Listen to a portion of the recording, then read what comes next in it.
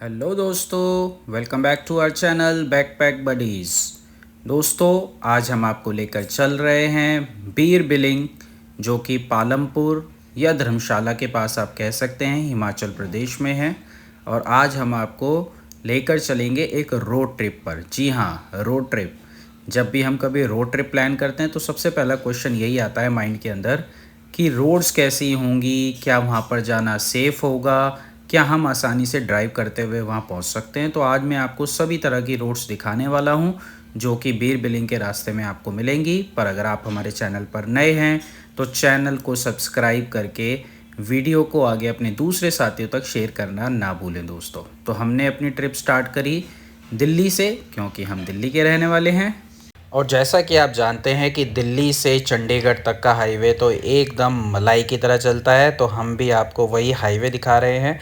चलते चलते हम पहुंच गए दोस्तों अम्बाला, और अब यहां से हमें डिसाइड करना था कि हमें आगे कहां जाना है। पर आगे चलने से पहले अपने दोस्तों को नाश्ता कराना भी ज़रूरी था, तो सबसे पहले उनको नाश्ता करवाया, जो कि पड़ा 51 माइलस्टोन।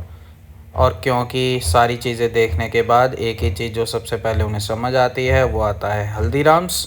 तो हल्दीराम्स देखकर उनका दिल किया कि हम पहले नाश्ता करते हैं और फिर हम आगे की तरफ चलते हैं। तो दोस्तों, हमने अपना ब्रेकफास्ट किया हल्दीराम के अंदर। दोस्तों, जब तक नाश्ता चल रहा है मैं आपको बता दूं कि बीर बिलिंग पहुंचने में आपको तकरीबन, क्योंकि आप लंबा सफ़र है तो ब्रेकफास्ट और लंच करते हुए जाएंगे, कहीं रुकते हुए जाएंगे, तो आप ये मान के चलें कि तकरीबन 12 से 13 घंटे का समय आपको लगेगा बीर बिलिंग तक पहुंचने के लिए। तो हमारा नाश्ता आ चुका था और ये लोग खाने लग गए थे, तो मैंने भी अब कैमरे को थोड़ा सा साइड रख के अपने डोसे पर फोकस किया। तो चलिए, नाश्ता करने के बाद आपको लेकर चलेंगे आगे के रास्ते की तरफ। अभी लंबा सफ़र हमें तय करना था दोस्तों, तो हम चल दिए आगे की तरफ। तो देख रहे हैं आप कि हाईवे ही हाईवे आपको प्रॉपर रोड यहाँ पर मिलेंगी। तो अगर आप रोड ट्रिप प्लान कर रहे हैं तो मैं आपको कहूँगा कि it is going to be very very smooth. हाँ, लास्ट में थोड़ा सा जो पहाड़ी एरिया है वो भी बहुत स्मूथ ही रहेगा आपके लिए। अगर आप पहाड़ों पे ड्राइव करते हैं तो आपको कोई भी दिक्कत आने वाली नहीं है। जब भी हम अब चलते हैं पंजाब के रास्ते, तो आजकल एक समस्या हमेशा देखने को मिलती है कि किसी न किसी कारण से हाईवे को ब्लॉक कर दिया गया है। तो ये भी जब हम जा रहे थे, क्योंकि बैसाखी के टाइम का वीडियो है, तो उस समय पर भी किसी कारण से हाईवे को ब्लॉक किया गया था। तो हमें अंदर के एक रास्ते से यहाँ पर आना पड़ा, जो कि बहुत ही नैरो था। तो पंजाब में जब कभी भी आप जाएंगे तो इन छोटे मोटे इश्यूज़ के लिए आपको मेंटली प्रिपेयर्ड रहना चाहिए, क्योंकि कभी भी वहाँ पर किसी चीज़ को लेकर धरना प्रदर्शन हो जाता है। तो हम भी इस रास्ते को पार करते हुए आगे मेन हाईवे की तरफ निकले दोस्तों। इस रास्ते पर चलते हुए हमें ये सरसों की पकी हुई फसल दिखाई दी, जो कि बैसाखी के टाइम पर कटने वाली थी। तो ये बहुत ही अच्छा लग रहा था। तो कम से कम अंदर के रास्ते आने का एक या फ़ायदा हमें ज़रूर मिला। तो चल दिए हम आगे की तरफ मेन हाईवे को पकड़ने के लिए। हाईवे के करीब पहुंचकर हमें दिखी यहाँ आंटी, जो कि ताज़े ताज़े मौसमी का और संतरों का रस निकाल कर बेच रही थी। तो हमने भी यहाँ पर गाड़ी रोकी, क्योंकि जब भी हम ट्रैवल करते हैं तो हमारी कोशिश रहती है कि हम लोकल लोगों को, जो कि सेल्फ़ एम्प्लॉयड हैं, उनको किसी भी तरीके से कुछ बिज़नेस दे पाएँ। तो हमने यहाँ पर सभी लोगों ने मिलकर ये संतरे का जूस पिया, और आंटी ने ताज़ा ताज़ा ठंडा ठंडा जूस हमें निकाल कर यहाँ पर पिलाया दोस्तों। तो देखिए कितनी साफ़ सफाई से आंटी यहाँ पर जूस निकाल रही थी। तो मैं आपको भी यही कहूँगा कि रास्ते में जहाँ कहीं भी आपको सेल्फ़ डिपेंडेंट लोग, एंटरप्रेन्योर्स मिलें, आप भी उनको सपोर्ट करते चलें। तो चलिए, जब हम आगे की तरफ बढ़े तो रास्ता बहुत ही खूबसूरत हो गया था। सड़क तो बहुत अच्छी चली रही थी, साथ में अब हमें धीरे धीरे सामने से पहाड़ियों के नज़ारे भी मिलने लगे थे। तो हम भी आगे बढ़ते चले दोस्तों। हिमाचल में टूरिज़्म को बढ़ावा देने का सबसे जो बड़ा रोल प्ले कर रही हैं वो यहाँ की सड़कें प्ले कर रही हैं। आप हिमाचल में चलेंगे, आपको कहीं से भी ये फील नहीं होगा कि आप एक पहाड़ी राज्य में चल रहे हैं, क्योंकि सभी रोड्स को इतना बेहतरीन बना दिया गया है कि you will feel like you are driving on a highway only.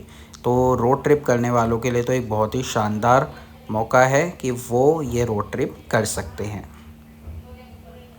तो देखिए, पहाड़ियों के नज़ारे शुरू हो गए थे और हमने भी इसका आनंद लेना शुरू कर दिया था।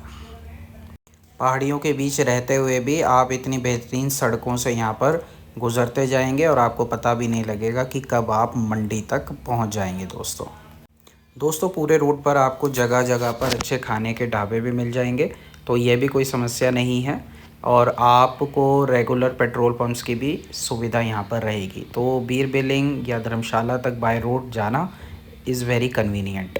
अब जब हम आगे चलते रहे तो आगे चलते चलते हम पहुँच गए एक ऐसे सुंदर शहर जिसका नाम ही था सुंदर नगर। जी हाँ, अब इन पहाड़ियों के रास्ते हमने एंटर किया सुंदर नगर। और अब क्योंकि बोर्ड पर ही लिखा था कि मुस्कुराइए आप सुंदर नगर में हैं, तो हम भी मुस्कुराए और आगे की तरफ चल दिए। तो सुंदर नगर एक बहुत अच्छा सा नगर है दोस्तों। यहाँ पर सारी फैसिलिटीज़ अवेलेबल थी। यहाँ पर अगर आपको किसी तरह का कोई सामान चाहिए या अगर आप स्टे भी करना चाहते हैं, कुछ लोगों को लगता है कि नहीं हमें और आगे नहीं जाना है, हमें स्टे करना है, तो आप सुंदर नगर में स्टे भी कर सकते हैं। यहाँ पर आपको काफ़ी सारे होटल्स रेजिडेंसेस मिल जाएंगे और कुछ बहुत पुराने समय की बहुत ब्यूटीफुल अंग्रेज़ों के समय की बिल्डिंग्स भी आपको यहाँ पर देखने को मिलेंगी। पर हमें तो पहुँचना था अपने स्टे पर जो हमने ऑलरेडी बुक किया हुआ था।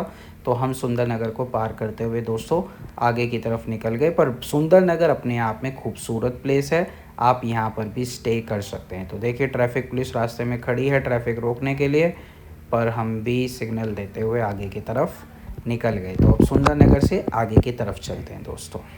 सुंदर नगर को पार करते हुए अब हम अपने अगले स्टॉप पर पहुंच गए जो था मंडी। जी हाँ, मंडी आप लोगों ने सुना होगा। मंडी एक शहर हिमाचल प्रदेश का एक बड़ा शहर है और कंगना रनौत जहाँ से सांसद हैं। तो हम भी मंडी की तरफ चले और मंडी में एंटर करा हमने। तो देखा मंडी एक खूबसूरत शहर है, बहुत सारी फैसिलिटीज़ यहाँ पर अवेलेबल हैं। पर क्योंकि हमें रुकना नहीं था तो हम मंडी को पार करते करते आगे चले, क्योंकि दोस्तों शाम होने वाली थी थोड़ी देर में और हमें अपने स्टे पर पहुंचना था। तो यह है मंडी और मंडी को क्रॉस करते हुए हम आगे की तरफ चले। इसके बाद दोस्तों कई अलग अलग तरीके की टनल्स, कई अलग अलग तरीके के रास्ते हमारे बीच में आते गए और हम उन्हें खूबसूरती से पार करके आगे बढ़ते गए। इन रास्तों को देखकर हमारे साथियों को भी ड्राइव करने का मन किया, तो उन्होंने भी अपने मन की ख्वाहिशें यहाँ पर पूरी करी। किसी ने टनल में चला के, किसी ने अच्छी सी रोड पर चलाकर। तो अब हम तेज़ी से बढ़ रहे थे अपने स्टे की तरफ जो कि था हरा बाग के अंदर, जो अब हम थोड़ी देर में पहुँचने वाले थे दोस्तों हमने स्टे लिया था जॉस्टल होम्स जो कि हरा बाग के अंदर है। आप भी वहाँ पर स्टे ले सकते हैं। बहुत ही खूबसूरत प्रॉपर्टी है और बहुत ही बेहतरीन एम्बियंस से आप देख रहे हैं। यहाँ आसपास पूरी ग्रीनरी ही ग्रीनरी है। तो हमने बीर बिलिंग से पहले, जो कि सिर्फ थोड़ी सी दूर पर था, पर क्योंकि प्रॉपर्टी बहुत अच्छी थी तो हमने पहले ही बुक कर ली थी। आप भी इसे ऑनलाइन बुक कर सकते हैं, हमारे चैनल पर हमने इसका कंप्लीट रिव्यू दिया हुआ है। सुबह ब्रेकफास्ट करके हम निकले लोकल घूमने के लिए। तो सबसे पहला जो स्पॉट था हमारा वो था बैजनाथ टेम्पल, जो कि पालमपुर के पास पड़ता है। बैजनाथ तो काफ़ी मान्यता प्राप्त मंदिर है, तो हम उधर की तरफ चल दिए। और रास्ते में ही था हमारा वो एडवेंचर जिसके लिए हम वहाँ पर गए थे। वह है दोस्तों बीर बिलिंग के अंदर इंडिया की बेस्ट पैराग्लाइडिंग।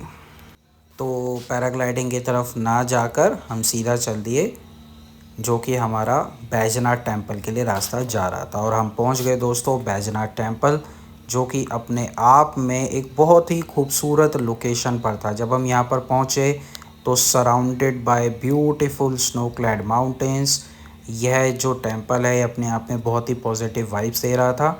तो हम लोग चले इसके एम्बियंस को फील करते हुए अंदर बाबा के दर्शन करने के लिए। तो आप भी जब भी यहाँ पर आएँ तो बाबा बैजनाथ के दर्शन ज़रूर करें। और यह पालमपुर है, पालमपुर से बिल्कुल लगा हुआ है। तो आप चाहें तो पालमपुर की मार्केट भी विज़िट कर सकते हैं, पर हमें ये मार्केट विज़िट नहीं करनी थी, हमें सिर्फ बाबा के दर्शन करने थे। तो हमने बाबा के दर्शन किए। और यह आप देख रहे हैं ये मंदिर जो कि बहुत ही पुराना मंदिर है।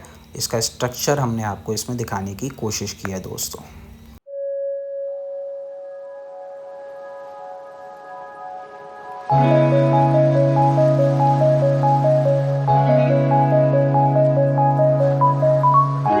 बाबा के दर्शन करके हम यहाँ से अब बाहर की तरफ चल दिए और यहाँ पर पूजा पाठ का कार्य निरंतर चल रहा था। अब हम चल दिए दोस्तों चेक इन करने हमारे ड्रीम स्टे में। जी हाँ, डोम्स जो कि हमने यहाँ पर बुक किए थे और ये भी हमारे लिए एक बहुत ही एक्साइटिंग रहने वाला था ये डोम स्टे, क्योंकि हमारे लिए फ़र्स्ट डोम स्टे था।